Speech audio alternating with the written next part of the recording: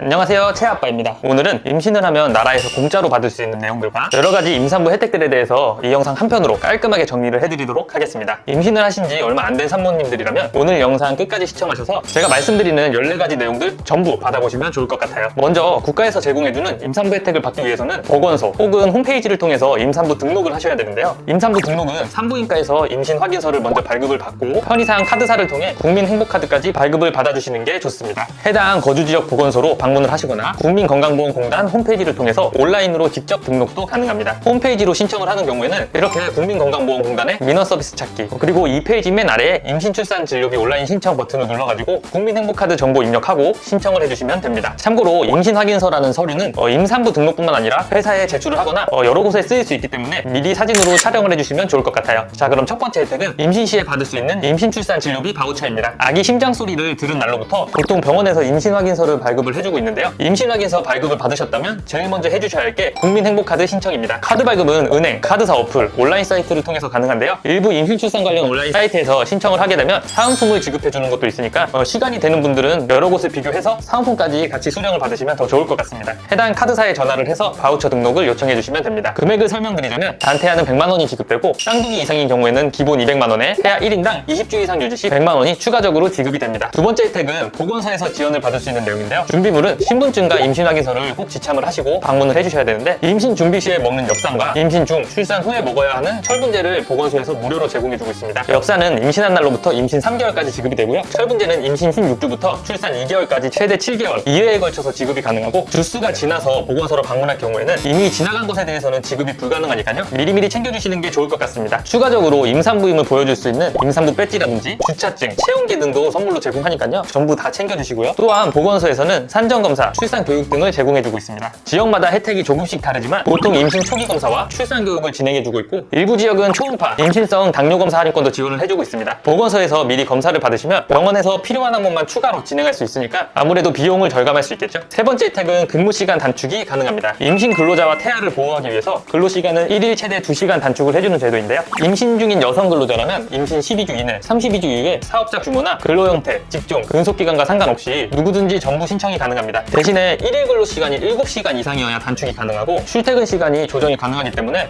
출근 시간은 1시간 늦추고 퇴근 시간을 1시간 앞당길 수도 있습니다. 법적으로도 신청이 가능한 부분인지라 근무 시간 단축을 이유로 임금을 삭감할 수가 없는데요. 관련된 자세한 문의사항은 고용부 고객센터인 국번호 C1350 또는 전국 사업장 관할 지방고용노동청 쪽으로 문의를 주시면 좋을 것 같아요. 네 번째는 첫 만남 이용권입니다. 출산 후에 신청이 가능하고 또는 현금으로 지급을 해주기 때문에 제 생각에는 임산부 혜택 중에서는 가장 좋은 혜택이 아닐까 싶은데요. 주민등록상 생년월일로부터 1년이 초과되지 않은 출생아에 해당이 되고 지급 형태는 앞서 제가 말씀드렸던 국민행복카드 바우처 형식으로 제공이 됩니다. 첫째는 200만 원, 둘째는 300만 원, 쌍둥이면 500만 원이 지급이 되고요. 신청 방법은 거주 지역의 행복복지센터에 방문을 하시거나 정부24 복지로 사이트에서 온라인으로 신청을 해주시면 됩니다. 이 금액을 받고 보통은 출산 후에 산후조리원 쪽에 많이들 쓰시는 것 같더라고요. 저는 이 지원금으로 산후 마사지를 끊어줬던 기억이 나네요. 다섯 번째는 부모급여입니다. 2022년 출생아부터 해당이 되고요. 대한민국 국적의 0세, 1세 아동이 있는 가정은 소득 재산과 무관하게 지원을 받을 수 있습니다. 0세인 출생부터 12개월까지는 매달 100만 원, 만 1세, 13개월부터 23개월까지는 매달 50만 원이 지급이 되는데요. 어린이집을 다니는 애기는 보육료가 차감이 되고 지급이 됩니다. 그래서 어린이집을 이용 시에는 보육료 54만 원을 제외한 46만 원이 지급이 되고요. 1세반은 보육료 47만 5천 원을 제외한 2만 5천 원이 지급이 됩니다. 신청 방법은 출생 후 60일 이내에 복지로 또는 정부24 홈페이지 주민센터에서 신청이 가능하고요. 60일 초과 시에도 신청은 가능하지만 소급으로 지급은 불가능합니다. 참고로 아동수당과 첫 만남 이용권은 부모급여와 중복으로 지급이 다 가능한데요. 대신 아이돌봄 서비스와는 중복이 안 되기 때문에 하나만 선택을 해주셔야 돼요. 여섯 번째는 무료로 들 수 있는 산모보험 상품인데요. 우체국보험에서 지원을 해주고 있고 희귀질환 진단금 100만 원, 임신 중독증 10만 원, 임신 고혈압 5만 원, 임신성 당뇨병 3만 원입니다. 참고로 이거를 보험 상품의 보장 내용으로 비교를 하자면 보험료가 다 합쳐도 한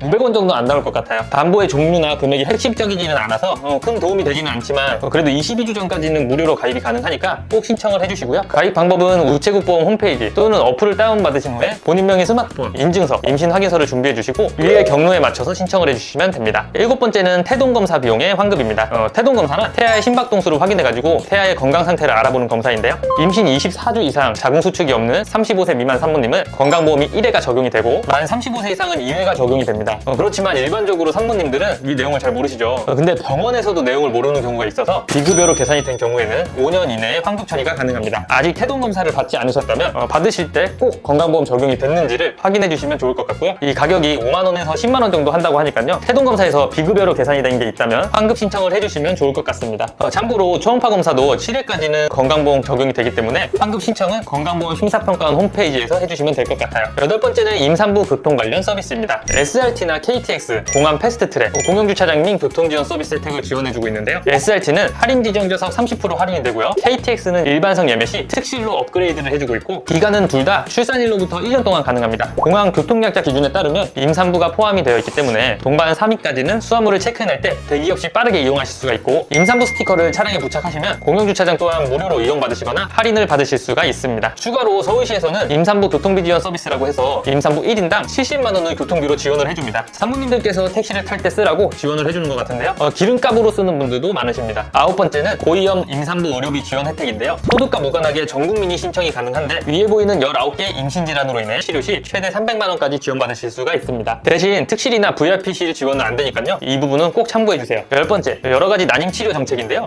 가장 먼저 45세 이상의 여성은 본인 부담금이 작년에는 50%에서 30%로 인하가 되었고요. 부부당 총 25회 지원 횟수가 출산 1회당 25회로 확대가 되었습니다. 신청 방법은 난임 지정의료기관에서 건강보험이 자동으로 적용이 되어서 처리가 되고요. 병원마다 비급여나 추가 비용이 다를 수도 있기 때문에 이 부분만 한번 확인을 해주시면 좋을 것 같아요. 난임 치료 휴가도 근로자 권리로서 제공이 되는데요. 연간 3일에서 6일로 1년마다 발생이 되고요. 그중에 유급이 2일, 무급이 4일이 원칙이라고 합니다. 중소기업은 6일분 급여를 정부에서 지원을 해주기 때문에 이거 잘 모르시는 사장님들도 계시니까 꼭 말씀을 하셔가지고 신청을 해주시면 좋을 것 같아요. 11번째는 재앙절개 본인 부담금 면제입니다. 재앙절개의 비율은 전체 분만 건수의 64.3%로 자연분만인 35.7%보다 훨씬 더 높았지만, 작년까지 자연분만을 할 때에만 자기 부담금이 면제였거든요. 그렇지만 25년 1월 1일부터는 재앙절개 시 본인 부담금이 전액 면제가 됩니다. 자연분만과 동일하게 수술비, 진료비 부담이 다 사라진 거죠. 12번째는 자동차 보험료 할인인데요. 태아 또는 만 6세의 자녀가 있다면 자녀 할인 특약을 꼭 넣어주셔야지 자동차 보험료의 5%에서 17%까지 할인을 받을 수 있습니다. 다만 보험사별로 할인율이나 필요 서류 등이 다 다를 수가 있으니까요. 자세한 내용은 고객센터에서 확인을 해주시고요. 이미 보험료를 낸 상태여도 임신 확인 날로부터 일할 계산해가지고 다 환급이 가능하니까요. 놓치지 말고 다 신청을 해주세요. 13번째, 산후도우미 지원 서비스입니다. 첫째 아이를 출산하는 산모님의 경우에는 아이를 처음 키워보는 분들이 대다수이기 때문에 조리원에서 정말 교육은 잘 받았더라도 혼자서 육아에 대한 모든 것을 배울 수가 없습니다. 그렇기 때문에 집에 들어오자마자 바로 산후도우미의 손길을 받으셔야 되는데요. 건강보험료 본인 부담금 합산액이 중위소득 150% 이하에 해당하는 출산 가정에게 지원을 해주고 있는데, 서울 기준이고요. 지자체마다 조금씩 다르니까 꼭 확인을 해주시고, 팁을 하나 드리자면 산후도우미는 어떤 분을 만나는지가 가장 중요할 것 같아요. 사모님들은 아직 몸이 완전히 회복되지도 않았고 삶의 패턴이 완전히 다 바뀌는 시기이기 때문에 어떻게 보면 더 예민하고 감정적으로 바뀔 수가 있어가지고 정말 좋으신 분으로 예약을 해야지 트러블이 발생을 안 하거든요. 그래서 인기가 많은 선생님들은 2달에서 3달 전부터 예약을 한다고 하더라고요. 선생님들마다 일하는 스타일이나 업무 능력이 다 다르기 때문에 맘카페나 주변 산모님들의 후기 등을 꼭 활용하셔가지고 좋은 선생님으로 예약하는 게 어떻게 보면 금액을 지원받는 것보다 더 중요하다고 생각합니다. 마지막으로 14번째는 전기료 할인입니다. 출생일로부터 3년 미만 영유아가 1인 이상 포함된 가구는 해당 월 전기요금에 30% 할인 혜택을 받을 수가 있는데요. 한도는 16,000원으로 신청일로부터 3년까지 혜택을 받으실 수 있고, 한전센터 1, 2, 3번으로 신청을 해주시면 됩니다. 자, 여기까지 2025년 임산부 혜택 14가지에 대해 자세히 살펴봤는데요. 출산율이 조금 올라갔다고는 하지만 여전히 저출산 문제는 심각합니다. 이에 따라서 지자체나 국가에서도 매년 임신 출산 혜택이 조금씩 개선되고 있는 것 같은데요. 결혼을 하고 아이를 낳는 건 의무는 아니지만 저 역시 아이를 좋아하는 편이 아니어서 아기를 가져야 할지 고민이 많았습니다. 아기 태어나고 어떻게 키워야 할지